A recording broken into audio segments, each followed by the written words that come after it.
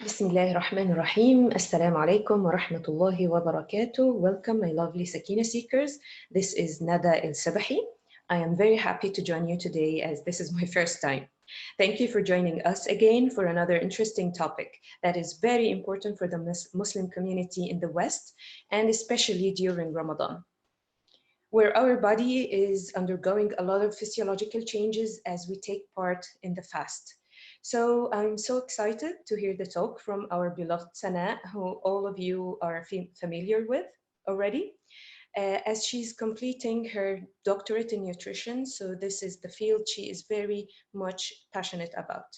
I just want to remind everybody to mute their lines and stay tuned for the discussion at the end.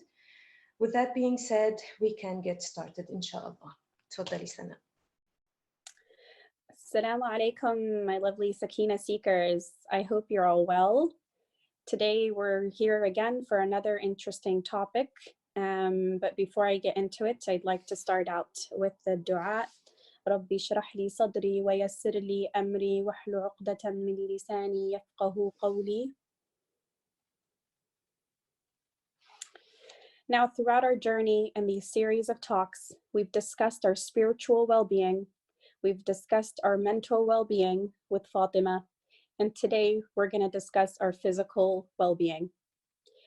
Just because I'm quite conscious of the fact that this too is a very large topic, today's focus will be specifically catered to healthy eating during Ramadan. Now, health and nutrition are part of Islam, no doubt. And for thousands of years, the Quran and Sunnah have been motivators for the advancement in health and in the medical field. So the first place we need to start when approaching health and nutrition is to remind ourselves that our body is an amana. Allah provided us with this trust that we would take care of our body because it's just a temporary location for our soul. So our entire body is ours, but it's also entrusted upon us by Allah subhanahu wa ta'ala. Once we've established this, then we need to acknowledge that it's our Islamic duty to take care of ourselves and our bodies. There are a variety of reasons why many Muslims unfortunately don't eat right during Ramadan, whether it be reverting to cultural and traditional foods, having delicious cravings while you're fasting, but also the fact that we don't live by ourselves. So sometimes there are people around us who crave certain foods and we end up falling into eating foods that aren't necessarily good for us. The media also plays a large role. You can see that during Ramadan, they'll have shows dedicated to delicious food recipes and just so much discussion revolving food during Ramadan, to the point where even non-Muslims think that Ramadan is all about starving yourself during a day to feast all night. But subhanAllah, Ramadan is about anything but that. It's not about food. We're actually asked to eat less and be more conscious of Allah in order for us to attain taqwa and sakina. In today's discussion, we'll talk about how Islam addresses eating behavior, how to eat according to the Sunnah. We will discuss how food affects our body and the physiological changes that happen to our body when we're fasting. We'll also discuss the importance of suhoor, or the Ramadan breakfast, the importance of having dates, not those type of dates, in our diet, and some practical nutrition tips to give your body the energy that it needs during Ramadan so you can focus on the most important thing, which is your ibadah, your worship, and your spiritual connection with Allah subhanahu wa ta'ala. Now, food and eating behavior are definitely addressed in the Quran and Sunnah multiple times.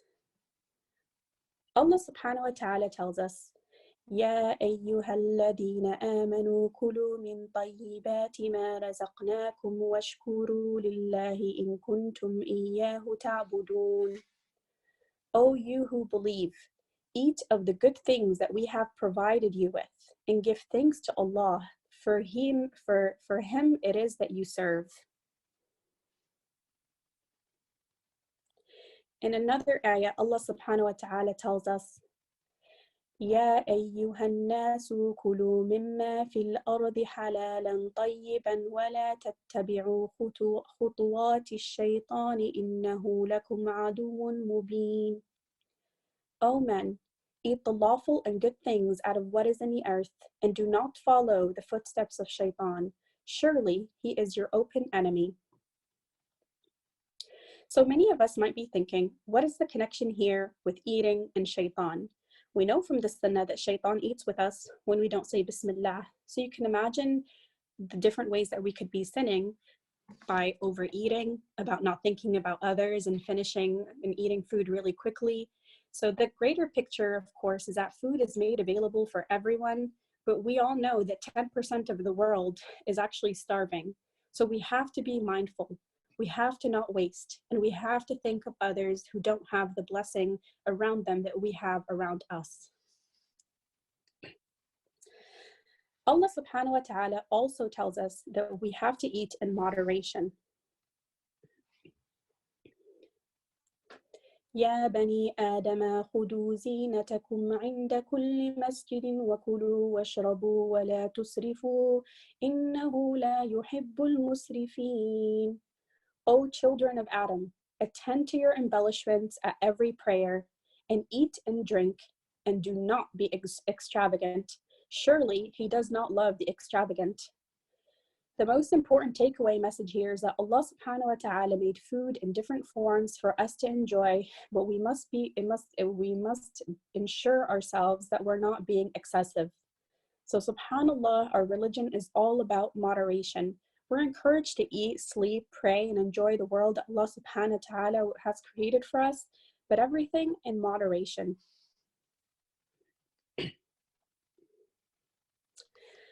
Allah subhanahu wa ta'ala also tells us that food is our nourishment. But one interesting thing to note in the ayah that I'm going to provide you is that Allah subhanahu wa ta'ala is also telling us that our body is not eternal. وَمَا جَعَلْنَاهُمْ جَسَدًا لَا يَأْكُلُونَ الطَّعَامَ وَمَا كَانُوا خَالِدِينَ. خالدين, that our body is not eternal. It's a temporary location that is housing our souls. So you might think about today's health addicts who are extremely concerned about their body image. And you might think about all the youth and all the younger children around us that are having body image issues. Body image is one of the largest concerns of people nowadays. Women probably more than men. So imagine, subhanAllah, that the current research seeks to redefine beauty by personal attributes rather than physical attributes. This also shows us how much, although it's important for us to take care of ourselves and eat good food and enjoy what's around us, we also need to be conscious that this body of ours is not something that we should obsess over. Allah subhanahu wa ta'ala describes in the Quran so beautifully that He has not just created food for us to eat, but all the variety of foods for us to eat, and that we're not the ones who made it. So if you think that, farmers are going and they're, digging and putting in seeds and growing it, it's actually by the will of Allah subhanahu wa ta'ala that this is happening. فلينظر الإنسان إلى طعامه أنا صببنا الماء صبا ثم شققنا الأرض شقا فأنبتنا فيها حبا وعنبا وقضبا وزيتونا ونخلا وحدائق غلبا وفاكهة وأبا متاعا لكم ولأنعامكم. Then let man look to his food, that we pour down the water, pouring it down in abundance.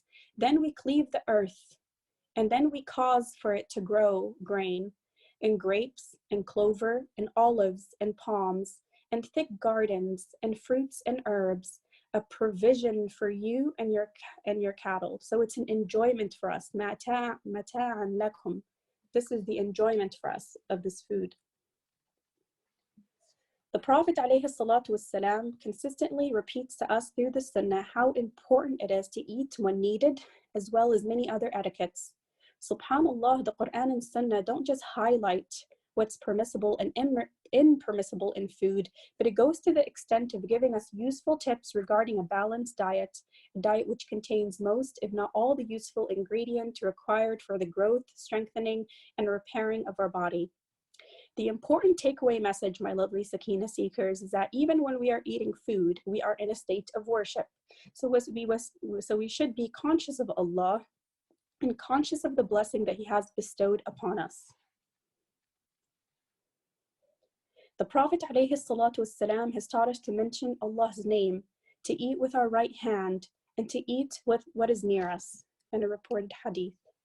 In another hadith, Allah subhanahu wa ta'ala also tells us, the Prophet ﷺ also reminds us that if someone eats something, he should say, Alhamdulillahi alladhi at'amani hada wa razaqanihi min ghayri hawlin minni wa la quwwa.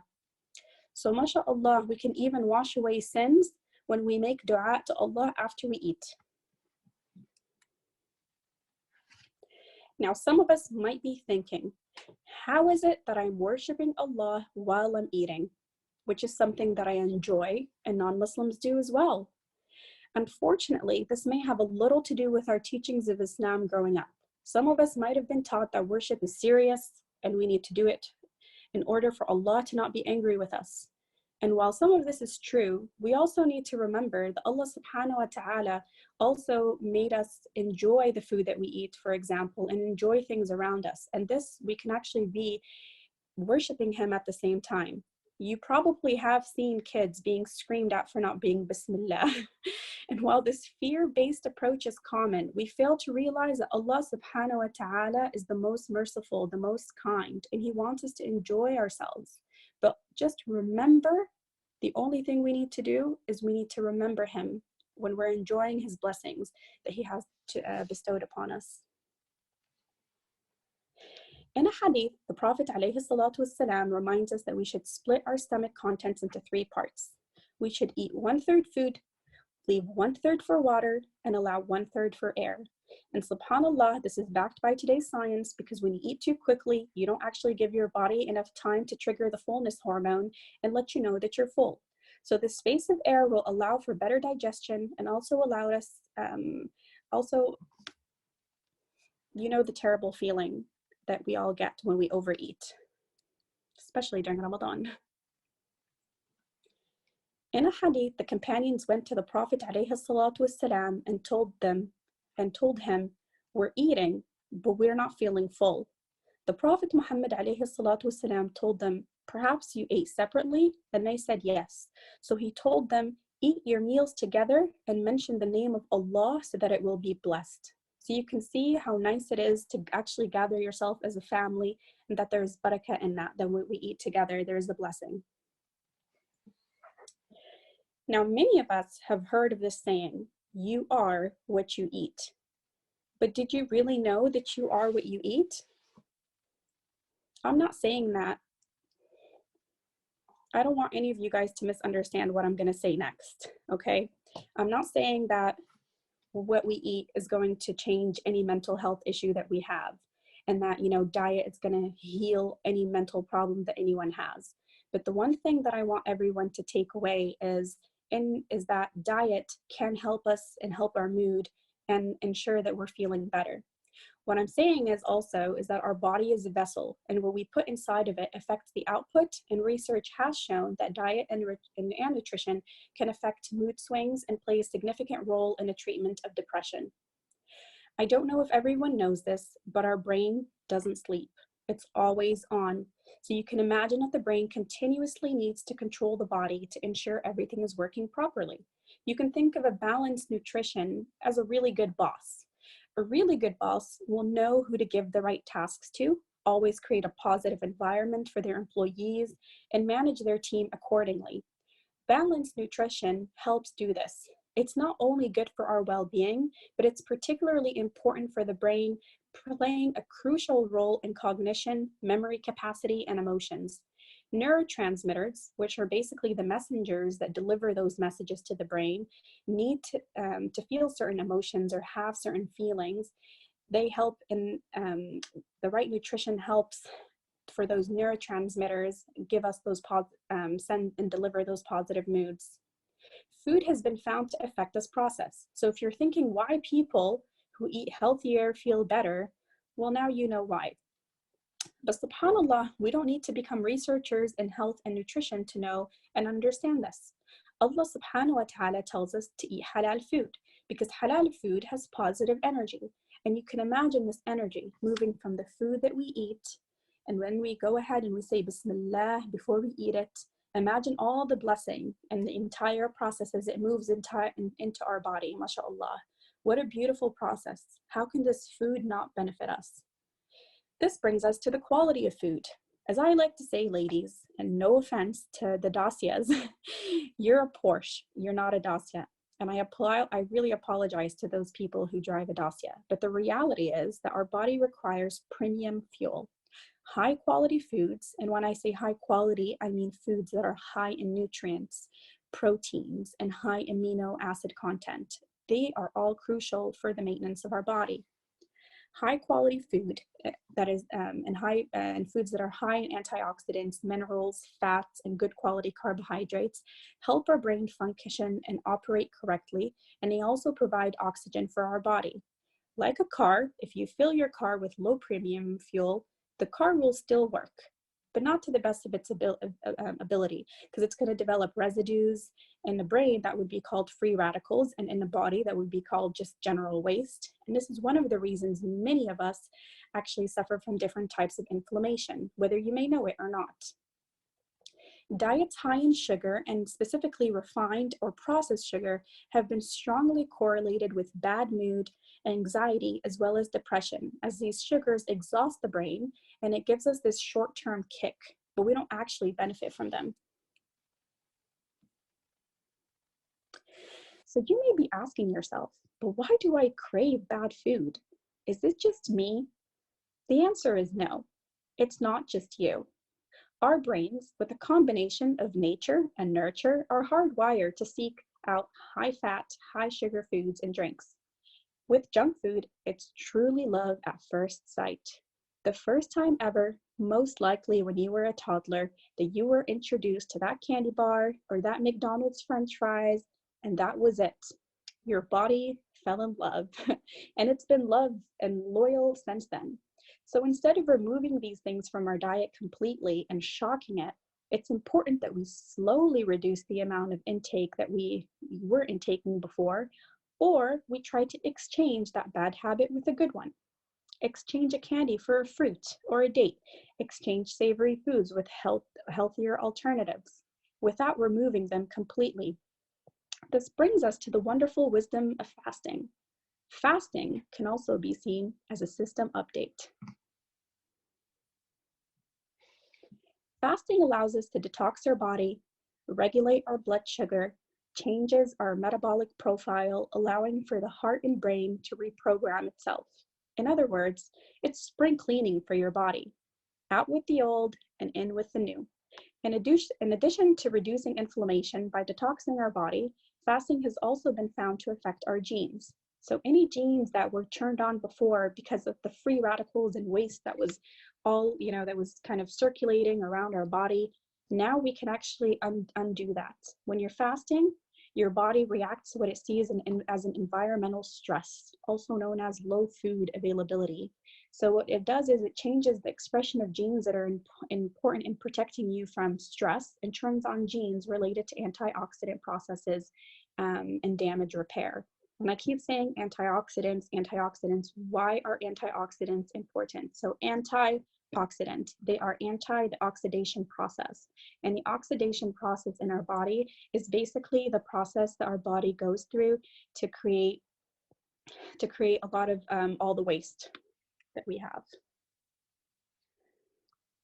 So you might be wondering, some of us might have those Ramadan blues, and you're wondering, why am I feeling so sluggish and tired at the beginning of Ramadan? Well, it's normal. It's because our metabolism slows down in the long run during fasting. Fasting stresses the body so that the release of extra stress hormones are the cause of that slower metabolism. So that's why you might be feeling so tired. But one thing I want to mention is that for those of us who have very low vitamin D, particularly for those of us who live in Ireland, and low iron, your diet during suhoor and iftar will basically make it or break it. It'll be crucial for you to eat right during those times to maintain proper energy during the day. If we ensure that we're consuming enough vitamin C, iron, vitamin Bs, omega-3 fatty acids, zinc and magnesium, and also keeping really hydrated, there's no way why our body can't function normally during a day without food or drink. This brings us to the importance of suhoor. Suhoor is crucial. It's a sunnah, and I can tell you that growing up, I always skipped suhoor. I would just drink water before Fajr, and then I'd go to sleep. But as I mentioned before, Allah enjoys when we take advantage of the sunnah and blessings that He has given us. We're asked by the Prophet Muhammad sallallahu alaihi wasallam to eat suhoor, so there's definitely a hikmah or wisdom behind why we should take advantage of suhoor. So it's proven that it is a sunnah to eat suhoor because it's in the hadith the Prophet tells us to eat suhoor, for in suhoor there is a blessing. Many people believe that eating suhoor before they sleep makes more sense so that they don't have to wake up, or maybe they just need to wake up a few minutes before Fajr, just drink some water, and that would be enough. However, this is not the sunnah of the Prophet ﷺ. In another narrated hadith that was narrated from Anas, that Zayd ibn Thabit said, "We ate suhoor with the Messenger of Allah when he got up to pray." Then Anas asked him, how much time was there between the adhan and suhoor? And he said, the time it takes to recite 50 verses. So the takeaway message here is, it is not mustahab to stop eating and drinking so long before Fajr. You should stop as soon as you hear the adhan.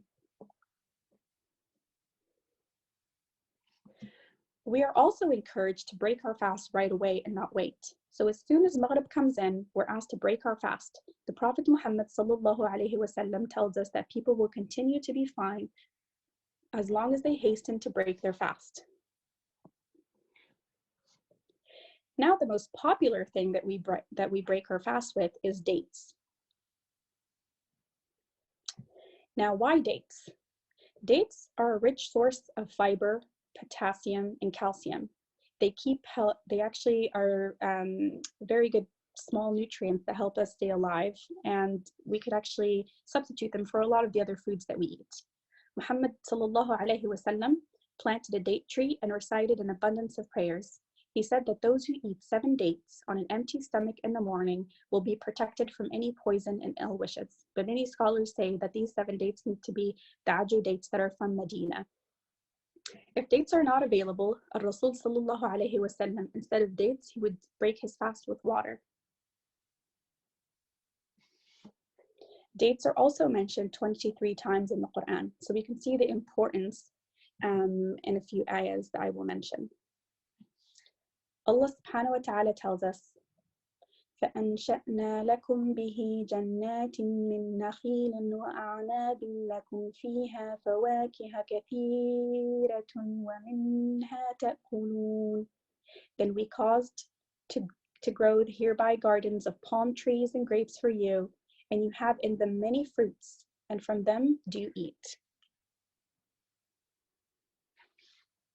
Also, if you can remember Maryam radiallahu anha, imagine the woman who was chosen over all of the women of the world, the woman who was also named the best woman of her time.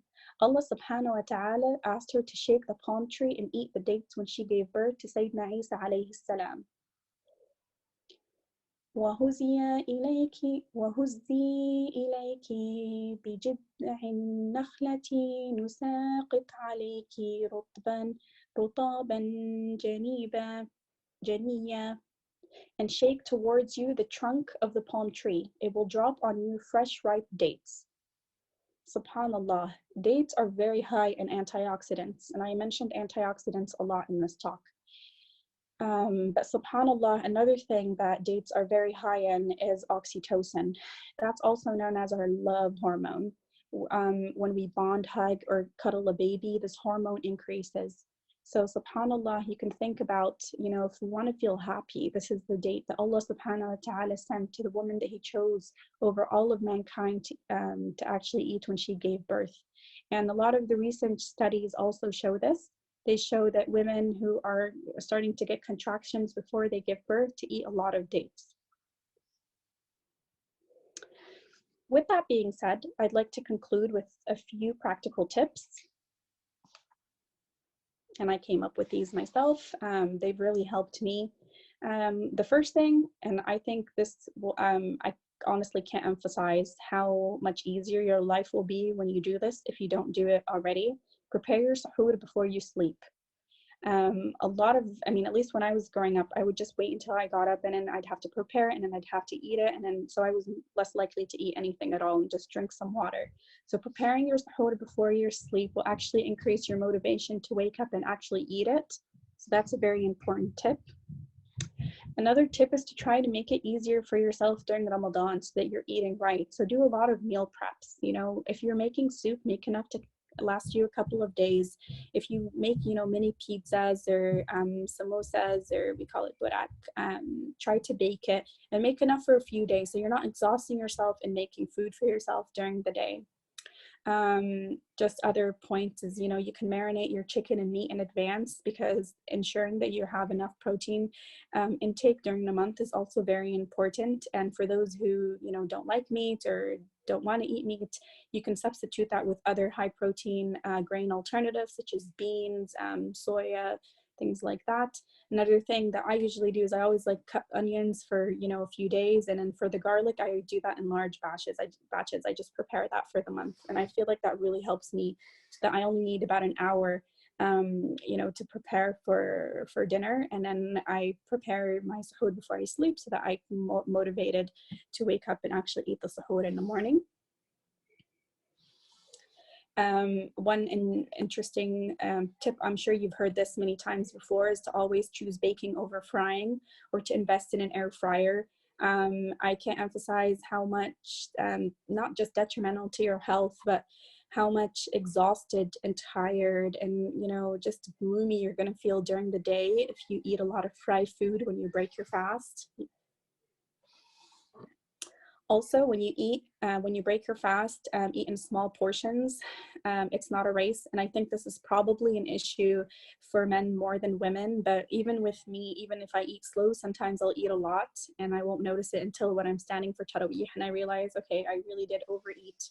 So definitely eat slowly, just to, you know, allow for your body to process that food after it hasn't eaten all day, and also for your hormones to kick in and tell you, okay, I think you've had enough. So then you actually require some time for that.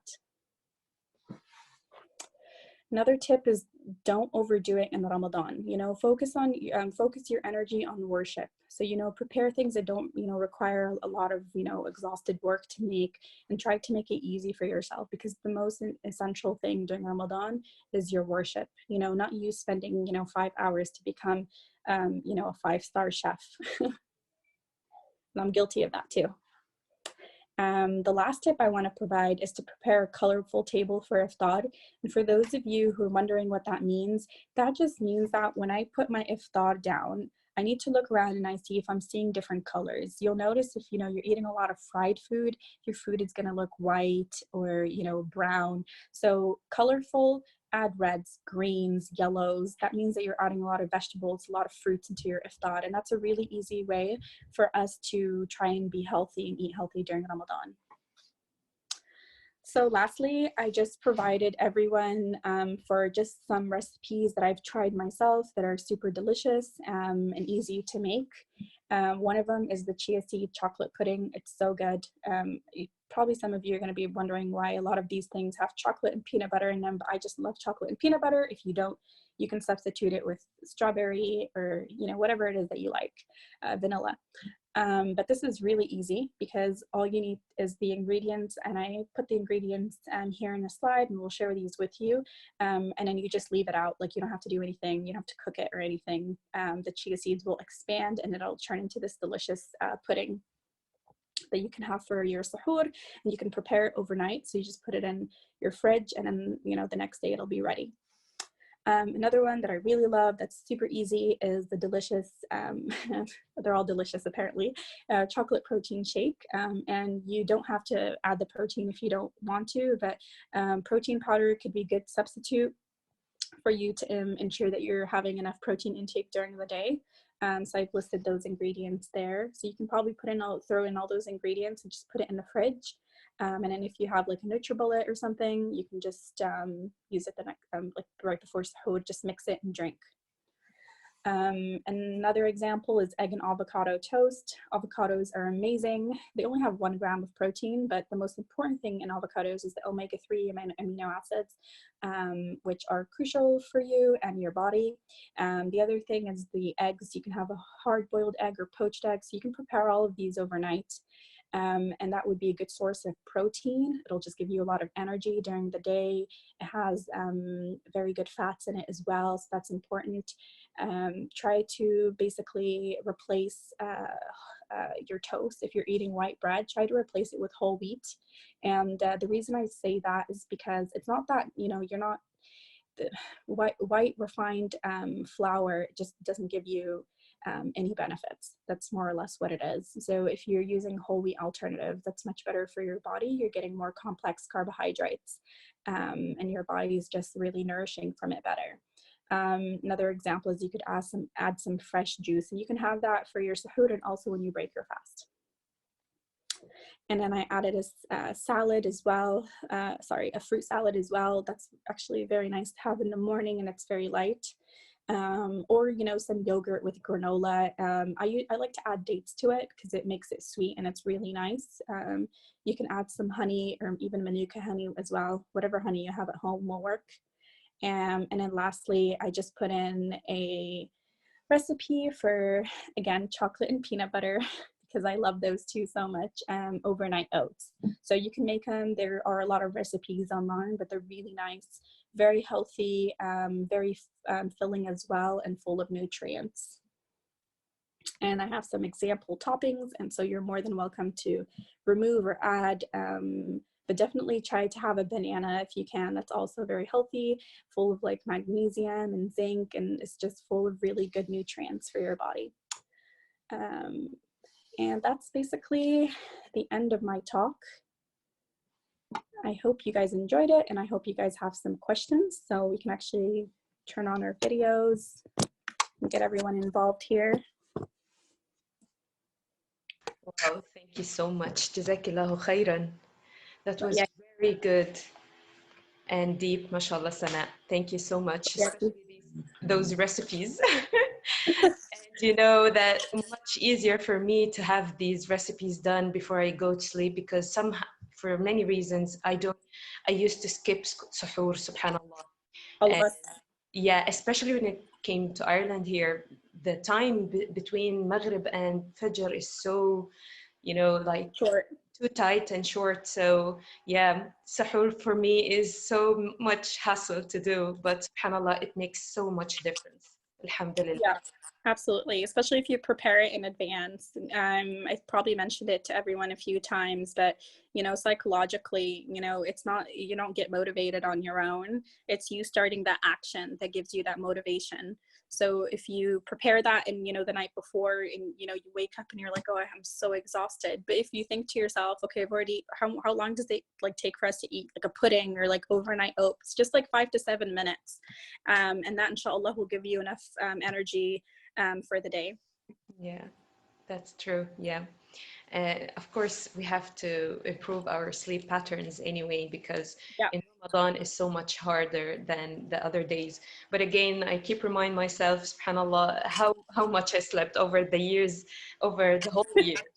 Yes, subhanallah, and it's only 1 month that keeps us, yani, it has a lot of chances to change everything in a better way, subhanallah. Yeah. And suhoor is the major one. And I hope we can, complete our fasting after Ramadan with the Sitta of Shawwal, the 6 days, of course, in Shawwal as well. Yeah, inshallah. Yeah. So, does anyone else have any comments or questions? So I have a question. Shoot. I'm just wondering, so there's 2 points that you've actually touched on that I kind of want to ask about. The first being is you talked about something in relation to fasting and it's affecting our genes. Can you maybe elaborate about that? Because that was the first time I actually kind of like heard of this. So this is really interesting down my end. And then the second one is, Sanat, can you maybe also like elaborate, how can we ensure, so like you're so right, there's so much research about the concept of like how you know, food can impact our mood or has an impact on our mood, but how do we sustain that even after Ramadan? Because we have a system in Ramadan that can work for like 30 days. After 30 days, the entire system kind of like messes up again, and it becomes really difficult for us to get a structure back in place. So would you have any kind of like tips or things that you'd suggest to be able to ensure that we continue doing that? Yeah, you've asked two really like deep questions, and I could go on into them forever. No, they're actually great questions, and they're questions that, you know, all of us basically are always wondering. You know, even people who are in a nutrition field, they're always wondering these specific questions that you asked. With regards to gene expression, of course, the genetics mixed with nutrition field is a new field. I wouldn't say it's a new field, but there's just recently has been like a lot of research in that field because it requires just a lot of funding in general. So in Ireland, it's still developing, but you can see like in the United States, it's actually it's gone a little bit further than that. And they found that what we eat, you know, during the day, and what we eat, you know, basically depending on, you know, what our diet is like, can actually influence our genes. So for those of us who don't know, you think that, you know, you're born and then that's it, you know, but actually, like, you know, there's gene expression happening all the time, you know, creating new proteins, telling our body, okay, like I'm going to decide to, you know, if, you know, my insulin regulation is not correct, I'm just going to tell my body to just start storing every fat that comes in. So this is where you said fasting, right? And how it affects gene expression. So fasting is just, it's a great time for our body to kind of rewire itself. And so before that, let's say you have like not a poor diet, but you have an okay diet, you know, maybe you eat fast food once a week or something like that. What happens is our body develops a lot of free radicals, is what I talked about earlier. So it's like a lot of waste basically moving around. And so those free radicals will actually interfere with the gene expression. So if your body is trying to express certain things for our body, certain proteins, or just basically tell our body to do certain things, what'll happen is those free radicals will just get in the way, you know? And so during Ramadan, what happens is that these free radicals and all this waste in our body, it just keeps detoxing. And you can see it actually that a lot of people are doing intermittent fasting now. You can see it's like a famous thing, you know, it's the new diet. Everyone's like, oh, you know, you should do this. But subhanAllah, thousands of years ago, Allah subhanahu wa ta'ala told us that we should be fasting. One thing I want to note is that Muslims should not just be fasting during Ramadan. You know, it's the month of Ramadan that we fast for 30 days, but we should be fasting during the year as well. And it's a sunnah to fast Monday and Thursday. So, or the 6 days of Shawwal. So there are actually many instances during the year where we should be actually doing these things. But unfortunately, most of us only fast during Ramadan. Of course, those of us who are on our period will have to make it up again during the year. But if we would make this kind of part of our habit, and if we follow the sunnah of the Prophet Muhammad sallallahu alaihi wasallam, we can actually become healthier. Now, the other question was, you said, how do we keep that, basically what we're doing now, how do we keep that during, after Ramadan, correct? Yeah. Yeah. Wonderful question. This is the biggest issue. So they tell you, psychology tells you that it takes between 1 and 2 months to make a habit. The one thing that I think everyone should be aware of is that the most important thing in Ramadan is that we're conscious of Allah subhanahu wa ta'ala. When I become conscious of Allah subhanahu wa ta'ala, it'll help me be less wasteful. It'll help me eat less, not because, you know, I want to lose weight, but because I'm conscious of Allah. You know, we need to rewire our intention, and that month gives us that ability. After the month is over, when, you know, we go back to our regular ways or not, the most important thing for you is that you don't change yourself drastically. You know, today there's a lot of research, and they found that, you know, those diets that are, you know, high carb, you know, low calorie diet, all these things, they don't work in the long term. And the reason for that is because when you try to deprive your body from everything at once, then what it does is, once it likes it or craves it one day, or you're in a bad mood, it'll actually trick you and take advantage of you, and you'll eat that food again, and then you'll just go back to your bad habit all over again. So instead of doing that, what I actually urge everyone to do is to do little tiny changes. So if I was eating, during the day, my regular diet, I'll just change one thing. If I was eating white bread, I'll start to eat wheat bread. These small little changes, and then I'll develop that habit, and then I'll like wheat bread, and then I'll start to enjoy wheat bread. Once I've changed that, then I move on to the next thing. So the most important thing is moderation. Watch how much you're eating.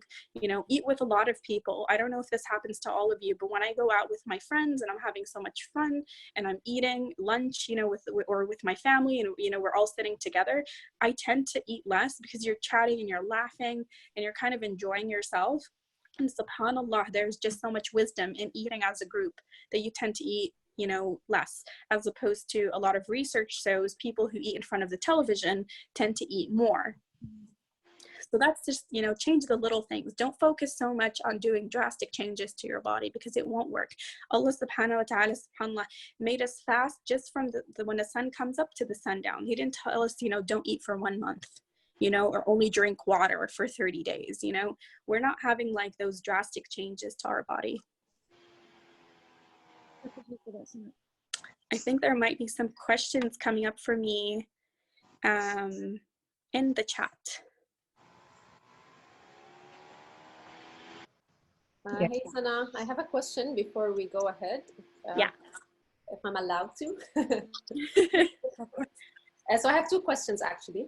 The first one, what kind of advice you would give for pregnant and breastfeeding women who's trying to fast during Ramadan? This is something I'm suffering from, because my child is 10 months, and sometimes he would want to breastfeed the whole day. And I'm trying, of course, I'm fasting, but I'm trying to keep myself hydrated during, after breaking my fast. So this is the question. And question number two, you mentioned the importance of eating halal food for Muslims living in Europe, but why is it particularly important for Muslims to have dietary guidelines in Ramadan? Very, very good question. So your first question was with regards to new moms who are breastfeeding during Ramadan. And you guys are probably aware of the different scholarly opinions. The most common one is that if you're breastfeeding, you can still fast if you can. And if you can't, if it's making you nauseous or exhausted or, just sick basically during the day, then you don't have to. Now, for, like you said, if, your baby's kind of older, if he's, 10 or 11 months, he's probably eating other foods in his diet as well. It would actually be a good time for you to try. The first thing is to try maybe and decrease the amount of liquid that you're breastfeeding him. Even if, and I know, with babies, like you can't, like sometimes it's just, a connection that they have, and they just want to sit with you and feed during the day. So the most important thing there then is really, really to focus on what you're having for iftar, and also what you're having for suhoor. And I probably mentioned this to one of my friends, but I love in the Persian tradition, what they do is when they break their fast, they'll have like a light breakfast, and then they'll eat again, and then they'll eat again. And I remember like my friends when I was in college would tell me that, and I was like, wow, that's amazing, because Algerians will just like break their fast and just eat and overeat and then like not eat until the next day. So I thought that was amazing. So another thing you could do is try to prepare like small portions for yourself. Try to increase protein in your diet, because protein takes longer to break down, so that it gives you overall longer energy, as opposed to like sticking to just simple fruits. A lot of us think, oh, like fruits are so good for us, and yes they are, but they're short-term energy. The longest term energy is protein. So increasing protein in your diet is quite crucial. eating small portions, and try to eat basically before you sleep quite a few times. So if you break your fast, you pray Isha, then come back, try to eat a little bit. And, you know, just kind of keep munching on things, you know, prepare little things for yourself, like dates with different nut butters, things like that, and just keep eating. And then the other thing would be hydration. So it's really, really important that you keep hydrated. I know that some people have gone as far as to like wake up through the night. I mean, well, the night is not that long here. It's like 2 hours before the sahur time, or, you know. So basically during that time, really, really try to increase your intake. Focus on hydration so that you're not feeling exhausted during the day.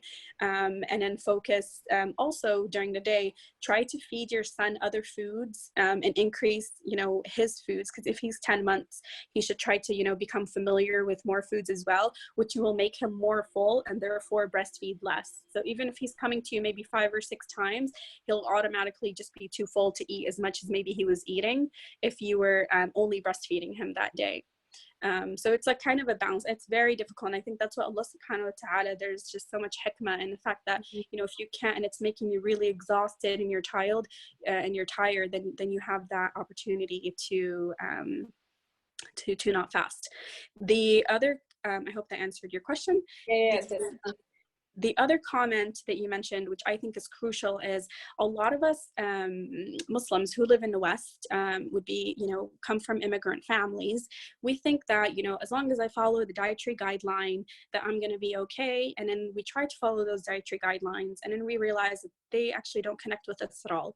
And so I actually urge like a lot of the Muslims to really do their own homework. You know, think about what you're eating. Think about your diet. Your diet, most likely, if I live in Ireland, my diet is not the Irish diet. My diet is a mix of all diets, like Algerian, American, Middle Eastern diet. So really think about what you're eating as a whole, and think about, you know, yourself.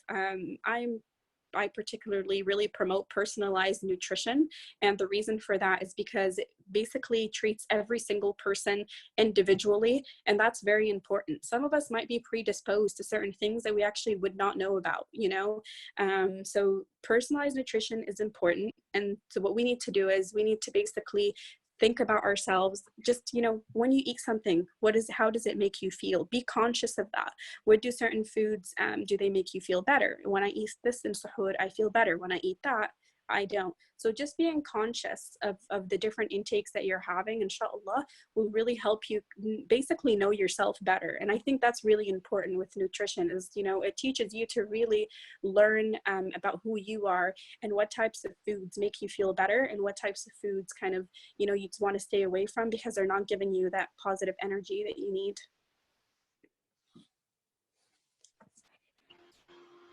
Very interesting. Thank you, Sana.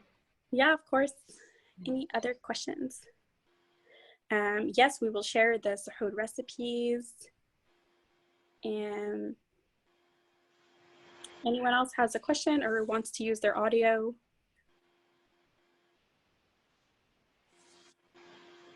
Other thing I was thinking of when you were saying about the Irish and yes, is there anyone wants to share? Okay, I'll say this very quickly. So when I came to Ireland, yes, Alaikum salam. salam. I think it's Sally who's trying to ask a question. Oh yeah, go ahead, Sally. Wait, let me just unmute. Go ahead, Sally. Assalamualaikum, Sanat. That was so enjoyable. I really enjoyed it. Thanks, Sally. Thank you for mentioning personalized nutrition because I'm a person that actually has like an IBS. I have ulcerative colitis basically. And it's like, and especially because like people, like if they know me, they know that I'm a nutritionist and they're always like looking at my diet and they're like, why are you having like because I not have to have, but it's more better for my digestive system to have like not so high fiber diet. So for example, like whole grain foods or like, you know, like brown bread, etc., would affect me more than actually white bread or white pasta. And like there's other foods too, like there's certain fruits, there's certain vegetables, there's certain dishes, like, you know, like the kind of pasta Italian kind of, not the pasta, the tomato sauce Italian kind of dishes that could like affect me more, but could be normal for another person. So definitely I agree with you. Personalized nutrition is so much important, and especially when you're looking at like the national guidelines, because again, like what you said, like we all come from different backgrounds, we all have different ways of eating things, we all have our likes and dislikes. Yeah.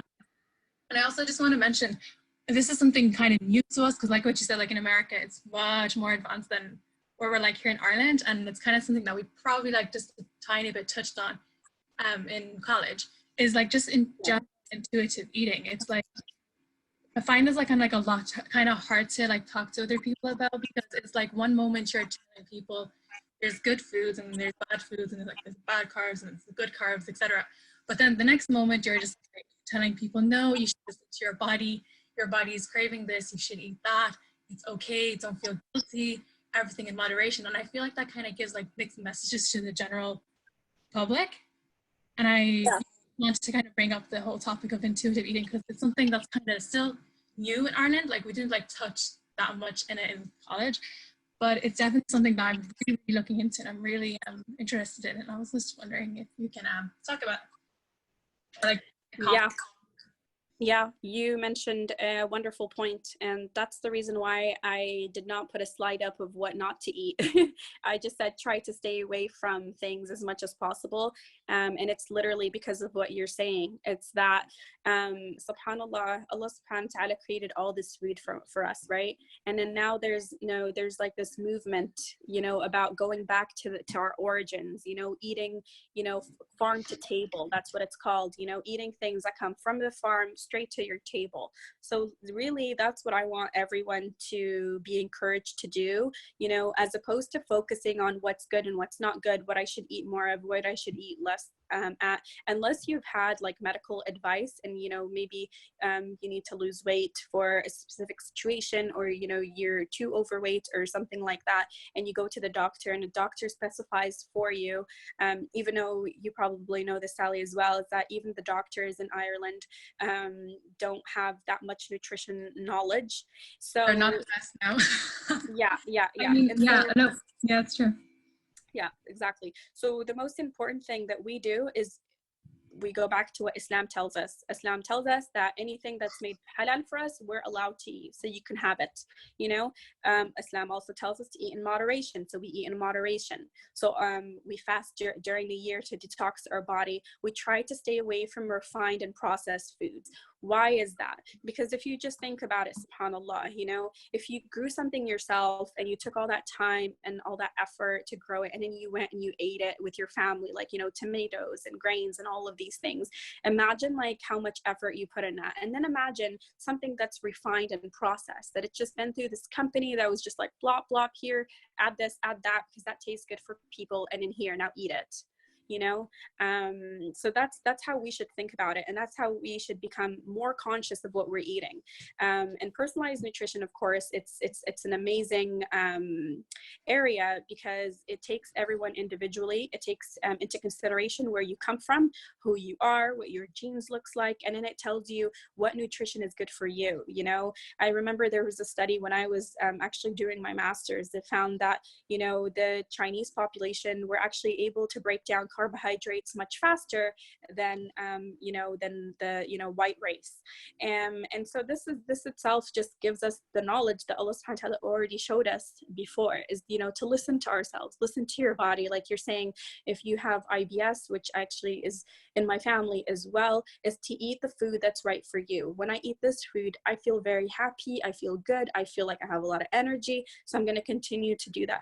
I really can't think of anyone who's told me that, when I eat a lot of high fat foods, I feel amazing and I have a lot of energy afterward, So really follow your mood, follow your feelings, and really love the food, just develop that, attachment, develop that, nature that you just, you love just, cutting those tomatoes. Think about where they came from. Think about how they were made. Allah subhanahu wa ta'ala told us to be conscious of everything around us.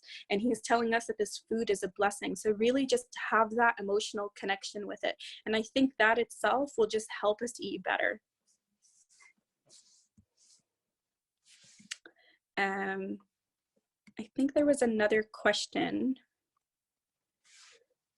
but I don't see it.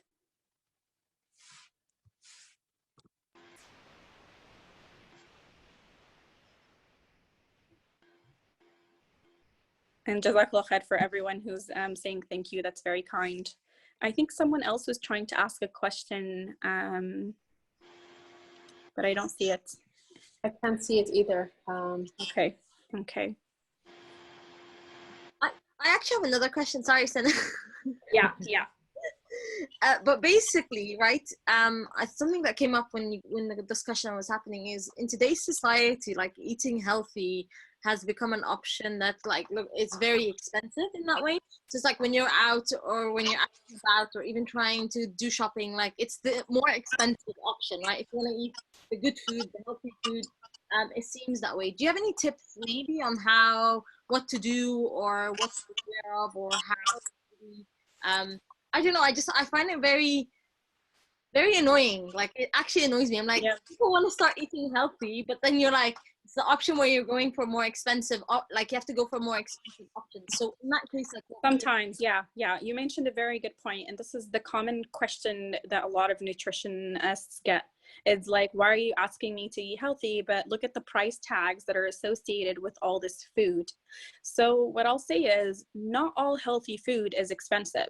So depending on where you're getting it and how you're making it, yeah, like if I go to like a restaurant and I ask for a salad, it's going to be expensive. But if I try to go to a local produce place, and eat, like lettuce, and I don't want to tell everyone like start growing stuff in your backyard, but if you can, I definitely promote that.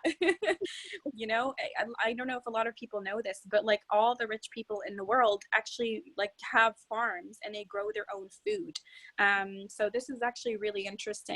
But yes, generally you'll see, like, if you want to go buy chia seeds or you want to buy flaxseed, you go to Holland and Barrett and the price tags are just ridiculous, right?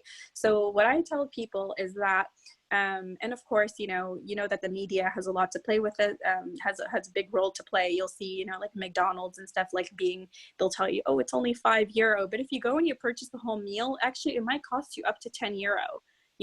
So like a lot of us like don't know and understand this. But what I say is, buy small amounts, think about moderation, focus on fruits and vegetables. Grains are usually very cheap. Like if you buy like beans and things like that, those are usually cheap to buy, especially if you buy them in bulks.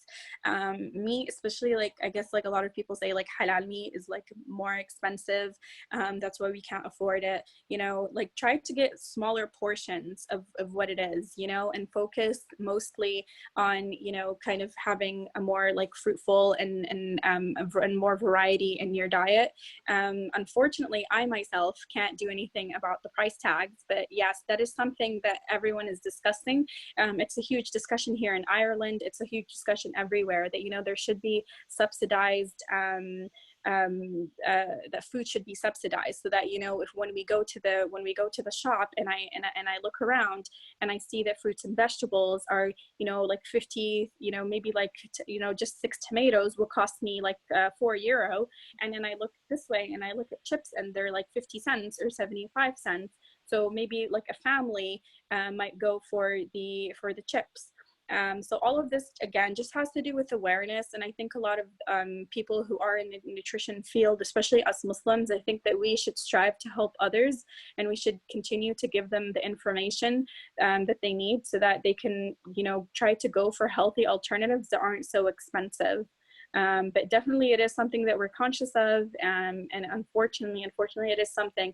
Like another example that you'll see, I don't want to get too much into this, but you'll see that people like areas of like with like lower socioeconomic status will actually, even like food availability will be different, as opposed to places that people with like higher incomes where they live, they'll actually have more food availability, more variety of the food that's available. So this is a huge topic. There's a lot of research in it as well. But it's definitely something that needs to be addressed at the government level. I think everyone should have access to all food, all healthy food. So very, very good point that you brought up.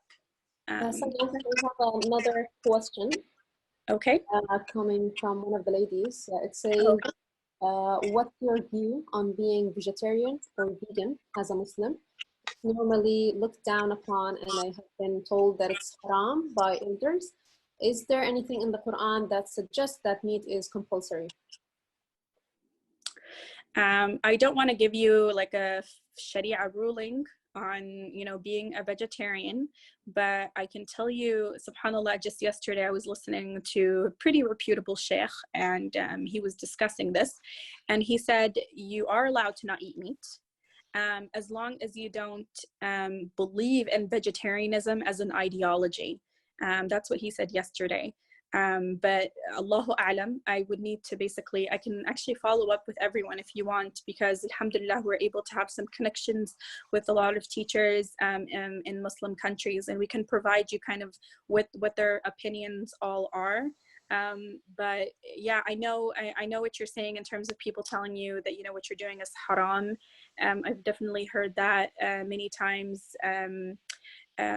I don't believe personally that it would be haram for you to, you know, not eat meat. What if you don't like it? You know, there are people who just don't like certain things. But I think it's more about, you know, the ideology. So this is something that we can, my group and I will definitely research, and we'll actually post it in the group chat with details from different scholars and what their opinion is. So I think that will be more helpful for you and benefit you more, inshallah. I think this was the last question, unless someone wants to add another point or ask a question. I see one question here, because I think it came to me privately. So it says, now, for those who drink water and a diet kind of fasting, do they benefit? Just as you mentioned earlier, yeah. So anyone can benefit from fasting. You know, if you're not a Muslim and you fast, you can benefit from the fast itself. The difference is, because we're Muslim, we're actually getting, you know, like a blessing from Allah subhanahu wa ta'ala from fasting, because we're doing it for Him. You know, so, and that's why during Ramadan, you know, we always make our intention that we're going to fast for Allah subhanahu wa ta'ala. And I probably mentioned this to you guys in the last talk, that, you know, fasting, subhanAllah, is the thing that's, you know, it's like between us and Allah subhanahu wa ta'ala. So it's for us to be conscious of Him, and just like, you know, just repair, or, you know, strengthen that connection between us and Allah subhanahu wa ta'ala. But definitely, yeah, I mean, that's why intermittent fasting has become like a huge deal now, and everyone is taking part in it, because it does work, you know, and it does make people feel better, and it does rid you free radicals and the different waste. It does reduce inflammation in the body. Just see if I just make sure I hope I got everyone's questions, especially people who are in a chat. And yes, definitely I will share everything with you guys. We'll share the recipes, we'll share everything. There's another question here. Okay, so someone has already asked the vegetarian. Yeah, I think I got all the questions. I hope, inshallah, that I've answered everyone's questions. Thank you so much, Sana. Jazakumullahu khairan. Jazakumullah khair. Jazakumullahu khairan, because that was very helpful, and hopefully the girls got a chance to renew their يجددوا نيتهم, and be aware more about the food. Yes, exactly. Yeah. Jazakumullah khair, everyone. So with that, I think we can end the session. Inshallah. And we look forward to seeing all of you soon, inshallah, next week on Monday. Jazakumullah khair. Assalamu alaikum. Assalamu alaikum.